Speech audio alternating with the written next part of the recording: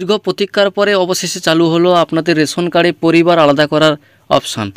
এবং সেটি শুধুমাত্র আপনার রেশন কার্ডে যদি আধার নাম্বার লিঙ্ক থাকে এবং আধার কার্ডে যদি আপনার মোবাইল নাম্বার লিঙ্ক থাকে, সেই ওটিপির মাধ্যমে আপনি সেই রেশন কার্ডের head of the family change করে নিতে পারবেন। এবং সেটি কোন অপশানে গিয়ে আপনারা সেই পরিবর্তনটা করতে পারবেন সেই বিষয়ে আমি বিস্তারিত আলোচনা করব। তাই ভিডিওটা স্কিপ না করে শেষ পর্যন্ত দেখুন। ভালো লাগলে ভিডিওটাকে লাইক করে চ্যানেলটাকে সাবস্ক্রাইব করে দেবেন এবং পাশে থাকা বেল আইকনটি অন করে দেবেন। প্রথমে আপনারা যে কোনো একটি ব্রাউজার ওপেন করবেন, সার্চ বক্সে সার্চ করবেন food.wb.gov.in লিখে সার্চ করার পর দেখুন এরকম একটা ইন্টারফেস খুলে যাবে। এখানে দেখুন ফার্স্ট যে অপশানটা আছে বাম দিকে সিটিজেন হোম, এই অপশানে ক্লিক করে দেবেন। এই অপশানে ক্লিক করার পর এখানে সিটিজেন হোমের আন্ডারে অনেকগুলো অপশান আছে।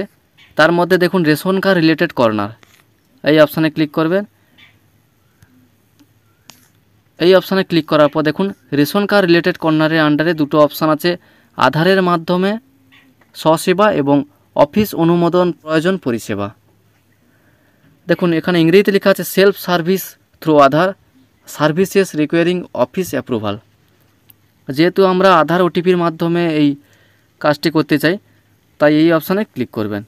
আধারের মাধ্যমে স্বসেবা, এই অপশানে ক্লিক করে দিলাম।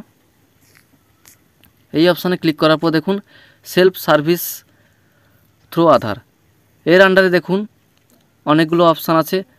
এখানে দেখুন প্রথম যে অপশানটা আছে সারেন্ডার, দ্বিতীয় যে অপশানটা আছে স্প্লিট ফ্যামিলি, এটা দেখুন বাংলায় লেখা আছে পরিবার বিভাজন করুন। এই অপশানটাতে ক্লিক করে আপনারা আপনার হেড অফ দ্য ফ্যামিলি বা পরিবার আলাদা করে নিতে পারবেন।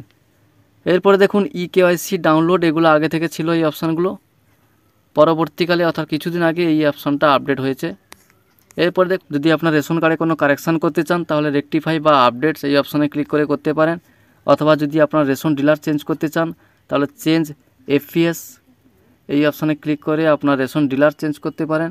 আর যদি আপনার রেশন কার্ডে মোবাইল নাম্বার লিঙ্ক অথবা ডিলিঙ্ক করতে চান তাহলে লিঙ্ক অথবা ডিলিঙ্ক এই অপশানে ক্লিক করে আপনি করতে পারবেন। বর্তমানে দেখুন এই অপশানটা কিছু প্রবলেমের জন্য এখন খুলছে না, দেখুন নট ফাউন্ড দেখাচ্ছে। পরবর্তীকালে যখন ওয়েবসাইটটা ঠিক হয়ে যাবে তখন আমি আপনাদের ভিডিওর মাধ্যমে দেখিয়ে দেবো কীভাবে আপনারা সেই কাজটি করে নিতে পারবেন।